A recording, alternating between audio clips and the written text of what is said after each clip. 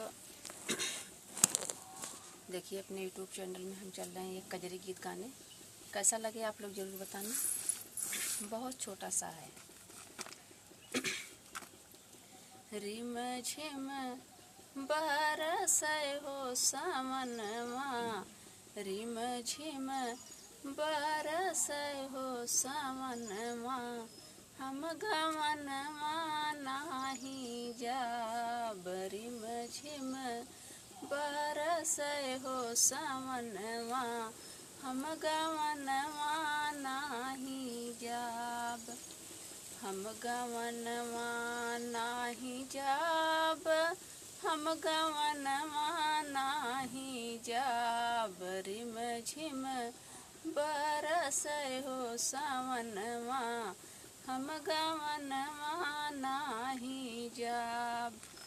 सोने के थाली में जेवना बनाए, सोने के थाली में जेवना बनाए, जेवना जेवन वाला विदेशवा, हम गवनवा नाही जाब। जेवना जेवै वाला विदेशवा, हम गवनवा नाही जाब। रिम झिम बरसै हो सावनवा, हम गवनवा नाही जाब। रिम झिम बरसै हो सावनवा, हम गवनवा नाही जाब। झझरे गेड़ुआ गिलसिया में पानी, झझरे गेड़ुआ गिलसिया में पानी, गेड़ुआ घोटन वाला विदेशवा, हम गवनवा नाही जाब। गेड़ुआ घोटन वाला विदेशवा, हम गवनवा नाही जाब। रिम झिम बरसै हो सावनवा, हम गवनवा नाही जाब।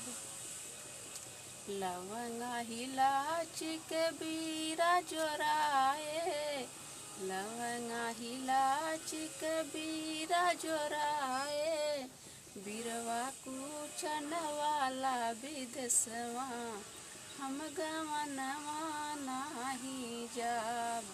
रिम झिम बरसै हो सावनवा, हम गवनवा नाही जाब। तो कैसा हमारा कजरी गीत लगा आप लोग ज़रूर बताना। फिर मैं अगले वीडियो में मिलती हूँ। तब तक लिए बाय बाय।